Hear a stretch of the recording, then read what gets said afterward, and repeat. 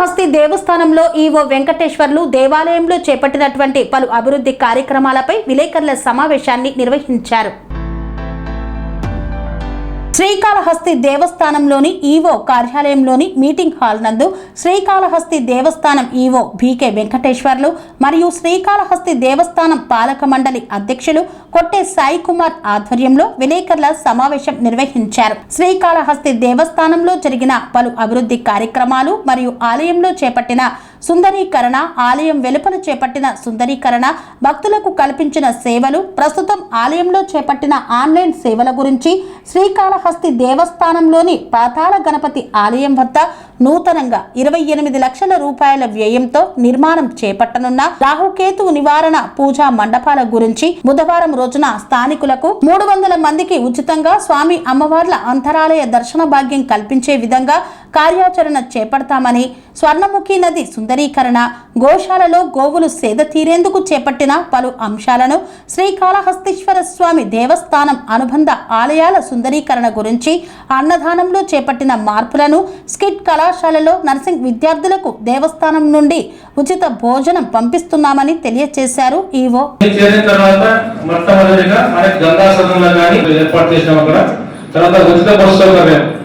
అది కూడా మనం ఇంతకుముందు ఓన్లీ బస్ స్టాండ్ మార్నింగ్ పోయి వచ్చేది. సో ఇప్పుడు బస్ స్టాండ్కి తర్వాత గంగా సపరేట్ నుంచి టెంపుల్ కూడా ట్రీట్మెంట్ గా తిప్పుతున్నాం. తర్వాత లోపల వాటర్ కూలర్స్ లేవు. నేను వచ్చినప్పుడు నేను వచ్చినాక టీషర్ట్ చూపిస్తున్నాం మీకు. సో నేలపైన కూర్చోబెట్టేవాళ్ళు. సో వాళ్ళకి ఒక మ్యాట్ వేయడము, అంటే అక్కడ పీడలు వేస్తే ఇబ్బంది ఉంటుందని మ్యాట్ వేసి కూర్చోబెడుతున్నాం. ఇంతకుముందు అది లేదు. తర్వాత ఛార్జింగ్ పాయింట్ కూడా ఇంతకుముందు ఉండేది కాదు. సో ప్రజలు చాలా మంది ఇన్స్టాల్ అయిపోయిన తర్వాత ఛార్జింగ్ అనేవాళ్ళు మేబీ చిన్న కావచ్చు, ఇంపాక్ట్ ఎక్కువ ఉంటుంది. అది కూడా చలువ పందిళ్ళు ఎండాకాలానికి సంబంధించి మార్చిలో మొత్తంగా అన్ని చోట్ల కూడా ఎక్కడైతే ప్రాబ్లం ఉందో అన్ని చోట్ల చలువ పందిళ్ళు వేసాం. మళ్ళీ కూలెంట్ వేసాం. తర్వాత రోడ్లో ఎక్కడైతే ఉందో కొన్ని అవసరమైన చోట్ల కూలెంట్ వేసాం. అక్కడ వేసాం. తర్వాత క్యూ లైన్ లో మొత్తం అవన్నీ బ్రాంచ్ కదా బ్లాక్ ఉంటే అన్ని కూడా మనం క్లీన్ చేసాం. అంబులెన్స్ మామూలుగా అంబులెన్స్ డ్రైవర్లు అంతా మధ్యాహ్నం 5 గంటలకు వెళ్ళిపోయేవాళ్ళు. సో 24 hours పెట్టాం. సో గ్యాస్ లో క్యూ లైన్స్ సంబంధించి ఇప్పుడు గ్యాస్ డైరెక్ట్ గా వాడేవాళ్ళు, పైప్ లైన్ తో వాడాలి గ్యాస్ ఎప్పుడైనా. అది పైప్ లైన్ ఏర్పాటు చేయించాం. రాజకీయ పూజలు మండపాలకి పీటలు ఉండేవి కాదు, కింద కూర్చొని చేసేవాళ్ళు. ఏదో 1-2 పీటలు ఉంటే మొత్తం అంతా కింద కూర్చొని చేసేవాళ్ళు. ప్రతి ఒక్కరికి కూడా పీట ఉండాలి ఉండదనే ఉద్దేశంతో పీటలు ఏర్పాటు చేసినాం. అన్ని మండపాల్లో ఏ పూజ చేసినా పీట పెట్టుకొని చేయాలనే ఉద్దేశంతో చేసాం. నెక్స్ట్ చేసేవాళ్ళు వాళ్ళు ఏర్పాటు చేసి కింద మ్యాట్ వేసి పెట్టాం ఒకటి. తర్వాత కాశీ స్వాతంలో కూడా చాలా మంది పూజలు చేసుకుంటుంటారు. వాళ్ళ కోసం అక్కడ వేడి ఉంటుందని చెప్పి ఒక పూజలు ఏర్పాటు చేసాం. సో ఇక్కడ స్వామికి ఎప్పుడు కూడా కాలు క్యూలైన్ లో ఉంటారు స్వాములు. వాళ్ళకి కాలు తగ్గుతూ ఉంటారు. అంతా క్లీన్ చేయించి బయటికి ఇచ్చాం. ఎందుకంటే చాలా కింద పనుకుంటున్నారు. వాళ్ళకి మాక్సిమం మోటివేట్ చేస్తాం పైన పండుకోండి అని చెప్పి. కానీ వాళ్ళు సెగ్మెంట్ల కిందే పనుకుంటారు మన ఈ ముందర సుబోధం ముందర. సో వాళ్ళ కోసం ఏర్పాటు చేసాం. కౌంటర్స్ దగ్గర సెల్ఫీ పాయింట్ ఏర్పాటు చేసాం. సెటిలైజ్ కౌంటర్ దగ్గర ఇది సెటిలైజ్ కౌంటర్ మధ్యలో వాళ్ళు ఎక్కడ ఎలా తెలియక ఉండేవాళ్ళు. అక్కడ పూజ చేసుకుని అక్కడి నుంచి అట్లా వెళ్ళేటట్టుగా మీరేట్టుగా ఏసీ పెట్టి నీట్ గా వాటికి ఎలాంటి శాంక్షన్ అయ్యి టెండర్ పిలిచి టెండర్ కాబట్టి ఆల్రెడీ అప్రూవ్ చేయబెట్టారు. 28 lakhs తో మనం ఫస్ట్ గేట్ ఎంట్రన్స్ అవుతానే ఇప్పుడంతా షెడ్ ఉంటుంది.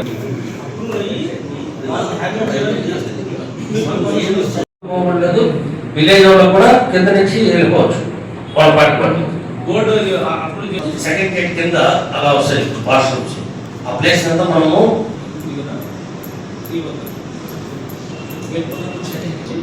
అలాంటి వాళ్ళ రూమ్స్ అన్నీ ఉన్నాయి, వంటశాలలు దాన్ని పెట్టుకోవచ్చు. కాబట్టి ఇది ప్రపోజ్ చేసినప్పుడు యాక్సెప్ట్ చేశారు. తర్వాత 20,000 అవుతుంది మొత్తం అన్ని చోట్ల అన్ని దీపాలకి. సో అది ఎవరైనా 20,000 ఇస్తే ఒక రోజు చేస్తాం వాళ్ళ పేరుతో.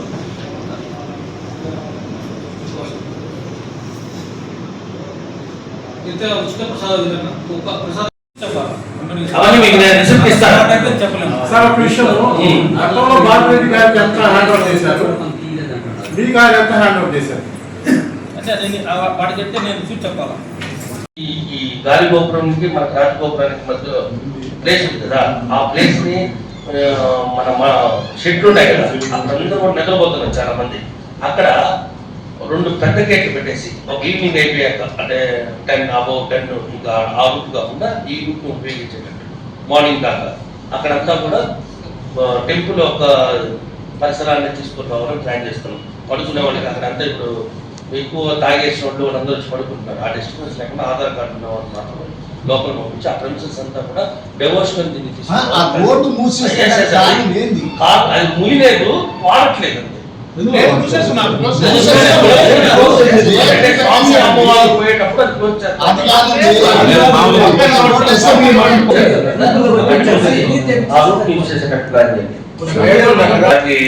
క్లోజ్ వార్నింగ్ ఇవ్వడం జరిగింది. అలాంటి ఏం జరగదు. అలాంటి ఏదైనా ఉంటే నాకు తెలియజేస్తే ఖచ్చితంగా దేవస్థానం భూమి ప్రైవేట్ వ్యక్తులు దొరుకుతా ఉన్నారు. తెలుసుకుంటే అవునా నేను చూస్తాను.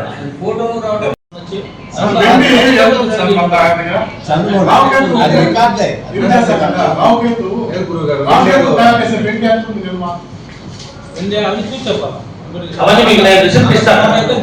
సార్ ఒక విషయం, అర్థంలో బాబురెడ్డి గారికి ఎంత హ్యాండ్ ఓవర్ చేశారు, మీ గారు ఎంత హ్యాండ్ ఓవర్ చేశారు అంటే వాడికి చెప్తే నేను చూసి చెప్పాలా? వెండి దీంట్లో ఎట్లుండా చెప్తాను చూడండి. ఏదన్నా కానీ ఒక ఇక్కడ ఫంక్షన్ ఎట్లుంటుందంటే వీఎస్ ఆఫీసర్ ఆయన ఏం హ్యాండ్ ఓవర్ చేస్తారో అవి చేస్తారు. ఇప్పుడు లాకర్ ఉంటుంది, లాకర్ ఓపెన్ చేస్తారు. ఓపెన్ చేసిన తర్వాత దాంట్లో ఏమైతే ఈయన తీసుకొచ్చాడో అది చూపించి ఫోటో పెట్టి హ్యాండ్ ఓవర్. టన్నులు ఏమండవు, బ్యాంకులు ఏముందో చూపిస్తారు.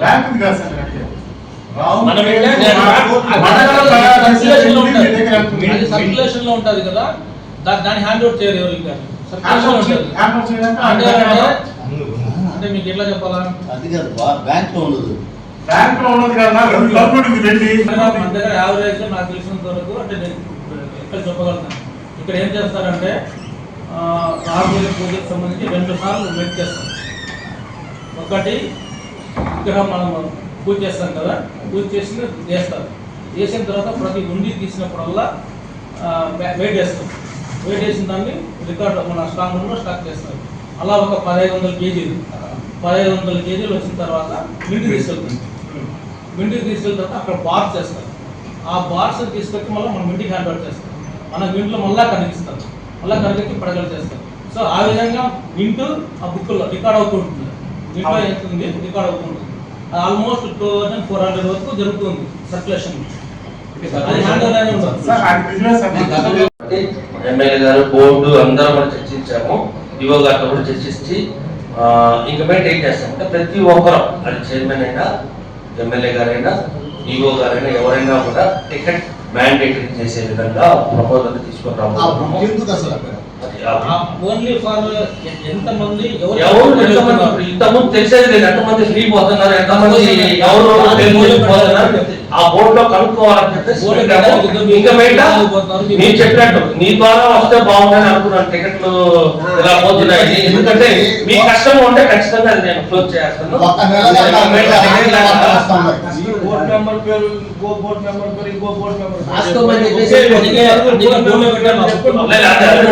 అందుకని అది లేకుండా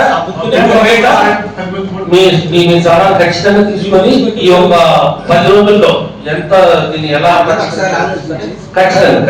గత ఈవో బాబురెడ్డి గారు నగలు అప్పగిచ్చారా, ఏమన్నా అవకాశాలు జరిగాయి? అందువల్ల ఏంటంటే ఇది దొరకట్ల. ఇప్పుడు ఏంటంటే మనం పోయిన వెంటనే మార్చుకునే విధంగానే టెండర్ పెట్టాము. అదే విధంగానే ఆ లైట్లన్నీ కూడా మార్చేస్తాం. ఇప్పుడు ఆ సమాధి అందించాలనే ఉద్దేశంతో మేము కౌంటర్ పెట్టా ఉన్నాం. బాగుంది. భక్తులు మీ గుడి దగ్గరకు వచ్చినప్పుడు మీరు సమాచారం ఇస్తున్నారు. అయితే దిగినప్పటి నుంచి భక్తులు టోటల్ గా నిలువు దోపిడీకి గురైపోతున్నారు. కృష్ణారెడ్డి మండపంలో ఇంతకుముందు మన ఇది పెట్టి ఉండే సమాచారం కేంద్రం ఎంత ప్రయోజనకరంగా ఉంది అంత ప్రయోజనకరం.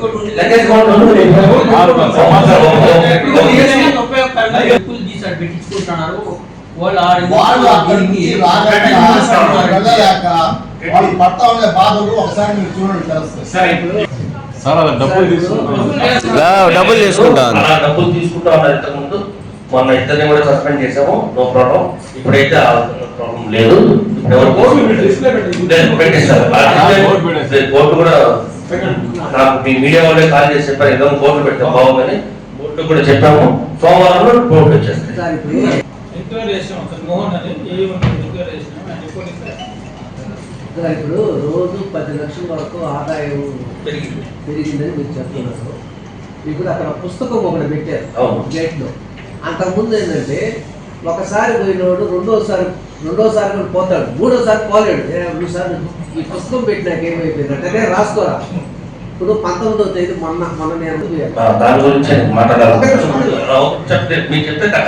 నేను చెప్పాను 229 మంది టికెట్ తీసుకున్నారు.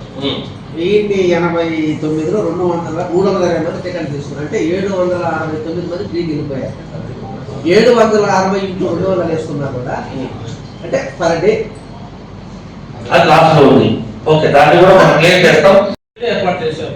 సో ఆ ఫెసిలిటీ ఏర్పాటు చేసి 2 నెలలు 3 నెలలకే మనం అంతా 100% ఆర్గనైజ్ చేయాలి. ఖచ్చితంగా 100% మీకు చేయాల్సిందే అనే ఒక దీంతో కాన్సెప్ట్ మనం వెళ్ళినప్పుడు సో ఆ మధ్యలో ఉండే ప్లేస్ మనం ఉపయోగించుకుంటున్నాం. మ్యాక్సిమం ఆ మధ్యలో ఏదైతే ఓపెన్ ఉండిందో అక్కడే పిఎస్ఎస్ కానీ చిన్న చిన్న ఈ పార్ట్స్ కానీ పెట్టుకున్నాం. అదే ఇది మనకు ఉపయోగపడదు. మనం కమిషనర్ కూడా అడిగారు, కమిషనర్ కూడా చెప్పారు. సో మేము ఇప్పుడు ఏం చేస్తున్నాం అంటే ఇక్కడ మండపాలు పెట్టేస్తున్నాం కాబట్టి సో హోల్డింగ్ ప్లేస్ దాన్ని క్రియేట్ చేసుకుంటాం. దాన్ని ఏదో విధంగా ఉపయోగించలేదు. అంటే అప్పట్లో ఉండే పరిస్థితులు అనుకుంటే దాన్ని చేసాం. సో మనం ఒక చిన్న ఫోన్ ఉంటే మొబైల్ ఫోన్ వచ్చేసింది దాన్ని చేసి అనుకుంటాం, తప్పదు. కానీ దాన్ని ఏ విధంగా ఉపయోగించాలనేది ఏదైతే బిల్డింగ్ మనకి ప్రాబ్లం ఉందో ఆ బిల్డింగ్ సంబంధించి ఆర్డీఓ గారు నేను 3 టైమ్స్ కూర్చున్నాం. వచ్చిన తర్వాత మేము మాట్లాడుతుంది ఏంటంటే అది ఎన్కంబరెన్స్ వస్తున్నాయి. దానికంతా అంతా అంత మార్గేజెస్ చాలా మార్గేజెస్ ఉన్నాయి. సో ఆర్డీఓ గారు ఏం చేశారు, కోర్టు లోకల్ అదాలతో పెట్టి క్లియర్ చేసుకోవాలనుకున్నారు. సో అది అయ్యే మార్గం కనిపించలేదు. సో అందువల్ల మేము ఏం చేసామంటే చట్టగారితో మాట్లాడుకొని land acquisition, compulsory land acquisition. So అది ల్యాండ్ పూలింగ్లో ఉంది కాబట్టి దాన్ని మనం కోర్టు డబ్బులు కట్టేసి ల్యాండ్ తీసుకునే అవకాశం లేదు. అందువల్ల జస్ట్ కమిషనర్ గారికి మనం మాట్లాడిన తర్వాత కమిషనర్ రాశాం, సార్ దీన్ని మేము ల్యాండ్ పూలింగ్ కాకుండా ల్యాండ్ అక్విజిషన్ చేస్తామంటే వారు జస్ట్ ఒక 2 days బ్యాక్ పర్మిషన్ ఇచ్చారు. సో 2 days బ్యాకే నేను కలెక్టర్ గారికి కూడా ల్యాండ్ అక్విజిషన్ పెట్టాను, ఆడియో గారితో మాట్లాడాను. మ్యాక్సిమం నెక్స్ట్ అంటే ల్యాండ్ అక్విజిషన్ కంపల్సరీ అంటే ఒక 4 months అయిపోతుంది. సో 4 months ల్యాండ్ అక్విజిషన్ చేస్తాం, డబ్బులు కోర్టులో కట్టేసి బిల్డింగ్ హ్యాండ్ చేస్తాం.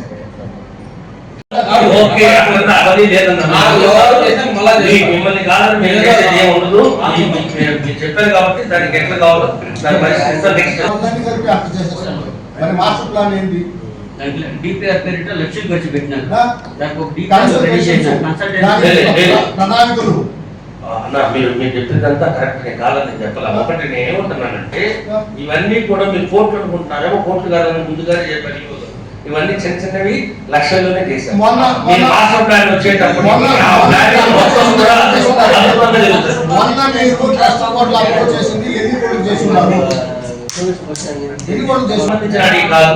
అవి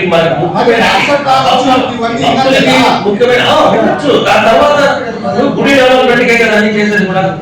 ఇవన్నీ చేసిందంట బాత్రూమ్లు, రూమ్స్. మాకు మీటింగ్ పెట్టుకొని డిఎస్పీ రేంజ్లో అవన్నీ చేస్తున్నారు. అవన్నీ ఏం లేకుండా ఆలయాలు అద్భుతంగా పనిచేశారు. ఎక్కడా కూడా ఏ ఒక్క ఇబ్బంది కలగకుండా భక్తులకి ఫాస్ట్గా దర్శనమైందని మేము అనుకున్నాము. ఎక్కడ మాకు మా వీలైనంత వరకు మేము భక్తులకి ఎటువంటి ఇబ్బంది లేకుండా చేశాము. అదేవిధంగానే ఇప్పుడు దాకా జరిగిన బ్రహ్మోత్సవాలు ఎత్తుకోండి, ఆడికి తెచ్చుకోండి, దర్వార్థనాలు ఎత్తుకోండి, ఎక్కడ ఎటువంటి ఇబ్బంది జరగలేదు, అద్భుతంగా జరిగాయని అనుకుంటున్నాము. ఇప్పుడు మీ యొక్క ఇది తెలియజేసుకో, మీ ఏదైనా క్వశ్చన్ ఉంటే అడగండి. అదేవిధంగా దళారీ విధానం కూడా చాలా తగ్గించాము. మా బోర్డు వచ్చిన కాంచి ప్రతిరోజు 10 లక్షల రూపాయలు, 200 రూపాయల టికెట్లు అయితే 50 రూపాయల టికెట్లు అయితే మంత్రాలయ టికెట్లు 10 లక్షల రూపాయలు మనకు ఆదాయం పెరిగింది. లాస్ట్ శివరాత్రికి 1,28,000 మంది దర్శనం చేసుకున్న రికార్డు. ఇప్పటి వరకు తిరుమలలో కూడా 1,09,000 మంది చేస్తున్నారు. మన శివరాత్రికి మాత్రం 1,28,000 మంది దర్శనం చేసుకోవడం జరిగింది. అదేవిధంగానే మొన్న ఆరుద్ర నక్షత్రం రోజు 1,00,000 మంది దర్శనం చేసుకున్నారు. ఇది నిజంగానే చరిత్ర. చుట్టూ గిరి ప్రదక్షిణ మార్గం, ఆ మార్గం చుట్టూ ఎల్ఈడి లైట్లు ప్రతిపాదించాము, కోరాము. ఎల్ఈడి లైట్ మొత్తం వచ్చేటట్టు మన సోలార్ ద్వారా. అంటే గిరి ప్రదక్షిణ రోజు రోజుకి పెరుగుతుంది. పౌర్ణమికి అక్కడ చాలా చీకటిగా ఉందని భక్తులు నన్ను కోరడం జరిగింది. దానికి సోలార్ లైట్లు పెట్టాలని 600 చిన్న లైట్లు వస్తాయి. అవన్నీ కూడా బోర్డు అడిగాను నేను, ఇవి చేస్తే బాగుంటుంది భక్తులకి అని చెప్పి. 4 నుంచి 4 గోపురాల వద్ద మధ్యాహ్నం నందు మన తిరుమల లాగా 4 గోపురాల మధ్యలో సాంబార్ రైస్ అవి పెడతారు కదా బస్ స్టాండ్ దగ్గర తిరుమల, కూడా మనం కూడా 4 గోపురాల మధ్య సాంబార్ రైస్ పెడితే బాగుంటుంది. అన్నదానికి వచ్చి తినకుండా వెళ్ళిపోయే వాళ్ళు ఉంటారు, వాళ్ళకి ఆ ప్రసాదాన్ని అందించాలని కోరాను. అదేవిధంగానే బుధవారం రోజు ప్రతి బుధవారం సాయంకాలం దీపారాధన అయిపోతాను, కొంచెం మనకు రష్ కొంచెం తక్కువగా ఉంటుంది ఆ టైంలో.